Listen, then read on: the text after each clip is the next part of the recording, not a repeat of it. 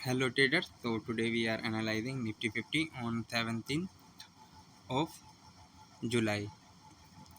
तो जैसा कि हमारा इस वीक का प्रोडक्शन था कि मार्केट एक रेंज के अंदर रहेगा और 24,600 की तरफ जाता हुआ दिखेगा।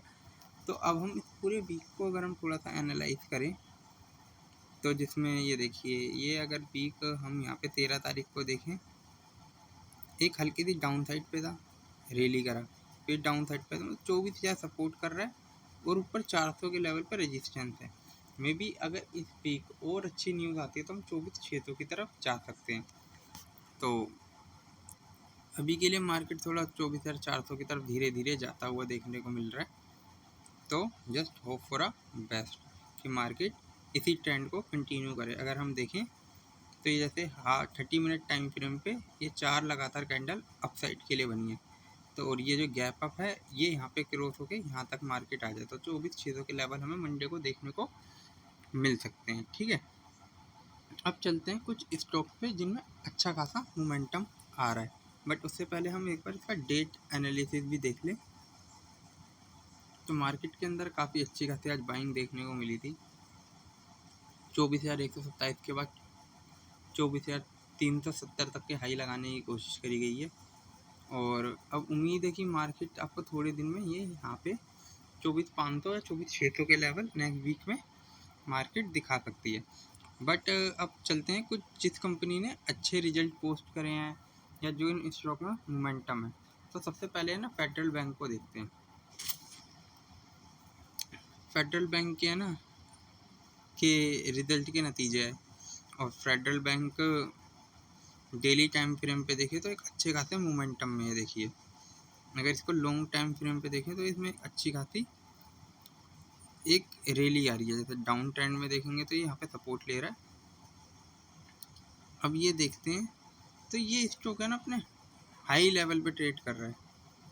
एक टाइम था ये स्टॉक अपना 50 रुपये पे ट्रेड कर रहा था 2020 में कोविड की क्रैश में। अभी 50 रुपये से देखिए कहाँ तक पहुँच गया, 350 तक, ऑलमोस्ट 7x 6x कर दिया आपके पैसे को। और आज के दिन का जिस तरीके का बाइंग दिख रहा है तो तो इस स्टॉक में अब उतना पोटेंशियल है या नहीं, अब उसको देखते हैं। बट उससे पहले अब चलते हैं इसके है ना रिजल्ट की तरफ। फेडरल बैंक का जो क्वार्टरली रिजल्ट है अगर हम उसको देखें तो जून के अंदर जो इन्होंने अपना सेकंड हाईएस्ट रेवेन्यू अनाउंस करा है 7,862 करोड़ का, मार्जिन 8% के हैं और अदर इनकम भी इनकी 1,082 करोड़ की है। आजकल बैंकिंग सेक्टर में, जैसे मैं पहले भी वीडियो में बोल चुका हूँ, other income is the main income. तो जो नेट प्रॉफिट है वो 1,302 करोड़ का, जो कि सेकंड हाईएस्ट एवर है और स्टॉक अपने होल टाइम हाई पे है। तो अब इस स्टॉक के अंदर ना मुझे वैसी वैल्यू नहीं नज़र आती हुई देखने को मिल रही है। बट ये स्टॉक में और भी अच्छा पोटेंशियल है और अच्छा कर सकता है। तो इस स्टॉक को रडार पे रखिएगा क्योंकि जब स्टॉक ऊपर के लिए रैली कर रहा होता है और जैसे कि हम देख सकते हैं यहाँ पे एक अच्छा खासा कंसोलिडेशन कर रहा था और मार्केट में आज वॉल्यूम मिला, तो इस स्टॉक में और भी अच्छा पोटेंशियल है। मे बी अच्छा रैली करेगा तो 400 तक भी जा सकता है। इसके बाद नेक्स्ट स्टॉक का एनालिसिस अगर मैं करना चाहूँ तो वो एफकॉन इंफ्रास्ट्रक्चर। इस स्टॉक को मैं पहले भी डिस्कस कर चुका हूँ समवेयर। अगर मैं बताऊँ तो ये स्टॉक है ना, ये देखिए 560 के लेवल के हाई लगाने के बाद आज ये 300 के लेवल पे ट्रेड कर रहा है। तो इस स्टॉक में क्या ना हाई पोटेंशियल देखने को मिल रहा है, वो इसका मैं इसलिए कह रहा हूँ।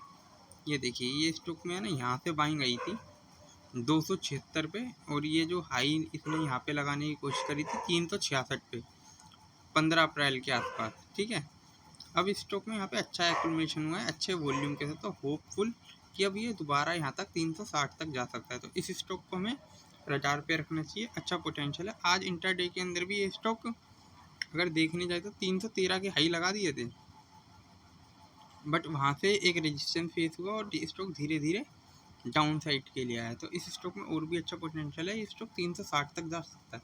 तो इसको आपको रडार पे रखना चाहिए। ठीक है, और ये इंफ्रास्ट्रक्चर बिल्ड करने वाली कंपनी है और मे बी इन फ्यूचर में जहाँ पे कभी इलेक्शन होता है तो वहाँ पे देखा गया है कैपिटल एक्सपेंडिचर किया जाता है, सड़कें बनाई जाती हैं, रेलवे नेटवर्क बिछाया जाता है, तो कैपिटल एक्सपेंडिचर का इन कंपनियों को बेनिफिट हो सकता है, तो इसको रडार पे रखना चाहिए। इसके बाद हम चलते हैं फिनो पेमेंट बैंक पे। तो ये स्टॉक अभी थोड़े दिन पहले भी रैली किया था, तो उसमें 2 से 3 दिन इसने लगातार रैली करी थी, जिसमें पहले दिन अगर हम देखें तो यहाँ पे 29 मिलियन शेयर्स की बाइंग हुई थी। फिर उसके बाद 50 मिलियन शेयर्स की बाइंग हुई थी। जो सेलिंग हुई थी वो 15 और 2 मिलियन शेयर्स की, जिसकी वजह से स्टॉक हमें लोअर लेवल पे जाता हुआ देखा। आज स्टॉक में फिर से 58 मिलियन शेयर्स की बाइंग हुई है और स्टॉक अपने 180 के हाई लगाता हुआ हमें देखने को मिला। तो उम्मीद है जिस तरीके से स्टॉक रैली दे रहे हैं, हमें ये स्टॉक 208 या 210 तक के लेवल पे जाता हुआ देखने को मिल सकता है। तो इस स्टॉक के अंदर यहाँ से अभी 15 से 16% की और अपॉर्चुनिटी आ सकती है। अब मैं वो इसीलिए कह रहा हूँ कि जो अगला रेजिस्टेंस बनेगा वो समवेयर यहीं पे बनेगा, 208 के लेवल पे, और 208 का लेवल टूटता हुआ आसानी से तोड़ा जा सकता है। तो इस स्टॉक को मेरे रडार पे रखना चाहिए, ठीक है। और स्टॉक अपना एक कप पैटर्न और उसके साथ एक हैंडल बनाता हुआ देखने को मिला है आज के दिन। ये देखिए, ये इसका एक कप बना और ये ही एक छोटा सा हैंडल बना। तो जिसका पहला टारगेट होगा ना, वो यहाँ से 13% की रैली होगी। यहाँ से 13% और जोड़ लीजिएगा ऊपर। वो मैं आपको फिर से करके दिखा देता हूँ। शायद मैंने जब पिछली बार आप लोगों से इसका एनालिसिस किया होगा ना, तो तब भी मैंने यही बोला होगा, यहाँ से 13% और जोड़ लीजिए। यहाँ से 13% ये समवेयर 307-8 के आसपास ही निकलता है। तो यही इसका टारगेट बनेगा। उसके बाद जो नीचे की डेप्थ के लिए जाएंगे तो ऑलमोस्ट यहाँ से 60 पिन, तो 240 तक के भी लेवल आ सकते हैं। तो फिनो पेमेंट बैंक को आपको रडार पे रखना चाहिए। इसके बाद चलते हैं रिलैक्सो। अगर रिलैक्सो फुटवेयर को बोलूँ तो एक क्वालिटी स्टॉक है। अपने टाइम पे है ना 1200 तक के लेवल पे चलता था। मैं आपको दिखाता हूँ कि 1200 के लेवल पे चलता था। 1200 तो क्या, ये 1400 के लेवल पे था। फिर ये गिरते गिराते धक्के खाते खाते 240 तक आ चुका था। ये देखिए यहाँ पे 240। अब ये 240 से जो इसमें हाई वॉल्यूम में बाइंग आती हुई देखने को मिली है ना, ये यहाँ पे देखिए पहली बाइंग बड़ी यहाँ पे हुई थी 16 मिलियन शेयर्स। फिर उसके बाद फिर यहाँ पे 33 मिलियन शेयर्स। अब इसके अंदर आज फिर से 35 मिलियन शेयर्स। समवेयर जहाँ पे पिछली बार बाइंग हुई थी ना, इसमें आज सेम ही लेवल पे वहाँ पे फिर से किसी ने बाइंग करी है, ठीक है, सेम ही प्राइस लेवल पे। और जब पिछली बार जब इसमें बाइंग हुई थी, तो इसमें रैली आई थी, वो आई थी 12% की, और आज जो रैली आई है वो ऑलमोस्ट अपने डे हाई पे जाके क्लोज हुआ है। तो उम्मीद है जिस तरीके का पोटेंशियल है, तो ये स्टॉक में पहला टारगेट तो हमें 500 तक के देखने को मिल सकते हैं। और अगर इसी स्टॉक को हम थोड़ा और अच्छा कैरी फॉरवर्ड करें, क्योंकि अगला कोई मेजर रेजिस्टेंस नहीं होगा, ये सीधा आपको 750 तक भी जाता हुआ देखने को मिल सकता है। तो इस स्टॉक में होप फॉर अ बेस्ट, और 750 तक की हमें रैली देखने को मिल सकती है। तो रिलैक्स हो पे नज़र रखें। तो इस स्टॉक में पहले भी कई बार बाइंग आई है इस तरीके की। तो अगर हम देखें तो धीरे धीरे ये स्टॉक 240 से कहाँ तक चला गया। अगर 240 से भी देखें तो जस्ट ये कुछ ही टाइम में 75% तक के रिटर्न दे दिए हैं स्टॉक ने, और सिर्फ ये मार्च से, ये अभी 6 से 7 महीने के अंदर, 6 से 7 नहीं, 4 से 5 महीने के अंदर। तो इसमें और भी अच्छा पोटेंशियल आ सकता है। इसके बाद है ना, ये ग्रो पे एनालिसिस कर रहे हैं, और ग्रो के रिजल्ट भी इस बार काफ़ी अच्छे आते हुए देखने को मिले थे। तो हमें है ना, ये इसका एक रेजिस्टेंस है यहाँ पे, ठीक है, 224 पे। तो पहले तो आज ग्रो कर लेता हूँ, क्योंकि मुझे अपनी ड्राइंग को है ना मेंशन करना इस पर सही रहता है। और ये स्टॉक अब उससे पहले गिर गया यहाँ पे। उम्मीद है कि ये स्टॉक है ना कुछ दिनों के अंदर या कुछ टाइम में ये वाले लो पे आता हुआ देखने को मिलेगा, 201 या उसके बिलो।